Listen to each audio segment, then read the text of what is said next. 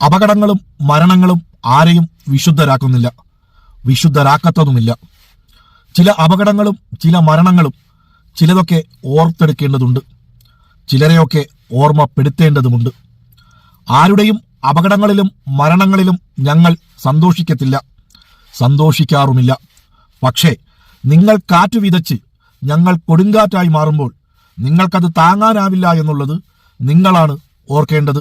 RSSന്റെ വർഗീയതയ്ക്ക് മുമ്പിൽ പ്രതിരോധ കോട്ട കെട്ടി ഒരു നാടിന്റെ സംരക്ഷണത്തിനായുള്ള പോരാട്ടത്തിനിടയിൽ കൊല്ലപ്പെട്ട ഞങ്ങളുടെ പ്രിയപ്പെട്ട സഖാവ്, ധീരരക്തസാക്ഷി സഖാവ് കുഞ്ഞിരാമനെ ഷാപ്പിലെ തർക്കത്തിനിടയിൽ കൊല്ലപ്പെട്ടവനാണെന്ന് പറഞ്ഞവനോടും അവന്റെ കുടുംബത്തോടും ഞങ്ങൾക്ക് പ്രത്യേകിച്ച് മമതയുമില്ല. കുഞ്ഞിരാമന്റെ മരണവും തലശ്ശേരി കലാപവുമായിട്ട് ഒരു ബന്ധവുമില്ല. ഒരു പള്ളിയും കുഞ്ഞിരാമൻ സംരക്ഷിക്കാൻ പോയില്ല. കുഞ്ഞിരാമൻ എന്തോ കള്ളു കുടിച്ചിട്ട് കാശ് കൊടുക്കാത്തതിന്റെ എന്തോ കാര്യത്തിന് കുഞ്ഞിരാമന്റെ കൂട്ടുകാരൻ തന്നെ ഒരു കുത്തു കൊടുത്തിയാത്തതാ. അത് ഇതേ പാവപ്പെട്ട മുസ്ലിങ്ങളുടെ പേര് പറഞ്ഞുകൊണ്ട് ചിത്രീകരിച്ചിരിക്കുക. സൈമൺ ബ്രിട്ടോ എന്ന ധീരനായ ഒരു സഖാവിനെ കടാരത്തുമ്പിൽ വീഴ്ത്തിയവനോടും പിന്നീട് ആ കുടുംബത്തെ വാക്കുകൾ കൊണ്ട് ആക്രമിച്ചവരോടും ഞങ്ങൾക്ക് സഹതാപവുമില്ല. ഞങ്ങൾക്കിടയിലുള്ളവരുടെ അപകടങ്ങളും മരണങ്ങളും നിങ്ങൾ ആഘോഷപൂർവമാക്കുമ്പോൾ ഓർക്കുക, മരണവും അപകടവും ആർക്കും അന്യമല്ല. മരണവും അപകടവും ആർക്കും എപ്പോഴും എവിടെ വെച്ചും എങ്ങനെയും സംഭവിക്കാമെന്നുള്ളത് ഓർക്കേണ്ടതും ഓർമ്മിപ്പിക്കേണ്ടതും നിങ്ങളാണ്, നിങ്ങളെയാണ്. സഖാക്കളുടെ സംസ്കാരത്തെക്കുറിച്ചും സഖാക്കളെ മര്യാദ പഠിപ്പിച്ചും വവ്വാൽ രാഹുൽ മാങ്കൂട്ടത്തിൽ ഇന്നലെ ഒരു പോസ്റ്റ് ഇട്ടിരുന്നു. കൂടുതലൊന്നും വവ്വാലിനോട് പറയുന്നില്ല.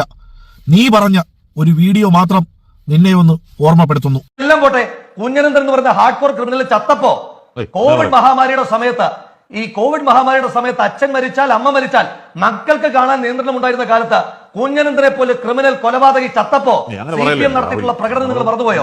പിണറായി വിജയൻ എന്താ എഴുതിയത്? പിണറായി വിജയൻ എഴുതിയത്, വവ്വാൽ രാഹുലെ, നിന്റെ അച്ഛന്റെ പ്രായമോ അതിനേക്കാൾ കൂടുതൽ പ്രായമുള്ള ഒരു മനുഷ്യൻ മരണപ്പെട്ടപ്പോൾ പിന്നീട് ചാനൽ ചർച്ചയിൽ വന്നിരുന്ന് ചത്തു ചത്തു ചത്തു എന്ന് എടുത്തു പറഞ്ഞ വവ്വാലെ, നിന്റെ സംസ്കാരവും നിന്റെ സംസ്കാര പഠനവും ഒന്നും കേരളത്തിലെ സഖാക്കൾക്കില്ല. ജീവിച്ചിരിക്കുന്ന KV തോമസ് മാഷിന്റെ മരണം ആഘോഷിച്ച നിങ്ങളിൽ നിന്നും ഞങ്ങൾക്കൊരു സംസ്കാരവും പഠിക്കാനുമില്ല. ഒന്നേ പറയാനുള്ളൂ, നിങ്ങൾ തരുന്നതെന്തും ഞങ്ങൾ കൈനീട്ടി സ്വീകരിക്കും. കാരണം ഞങ്ങൾക്കത് താങ്ങാനുള്ള കരുത്തും മനസ്സുമുണ്ട്.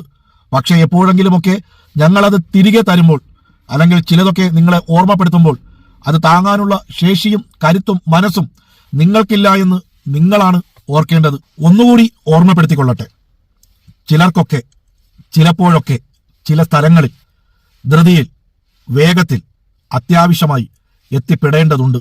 എല്ലാവരും അത് ഓർക്കേണ്ടതുമുണ്ട്. ആർക്കാണ് ഇത്ര പെട്ടെന്ന് 14 മണിക്കൂറിൽ നിന്ന് 4 മണിക്കൂറിൽ എത്തേണ്ട ഒരു കാര്യം എന്താണ്? 12 മണിക്കൂറിൽ നിന്ന് 4 മണിക്കൂറിലേക്ക് നല്ല ആവശ്യമുണ്ടോ? അതൊക്കെ സാധാരണക്കാരന് അത്ര അത്യാവശ്യമില്ല.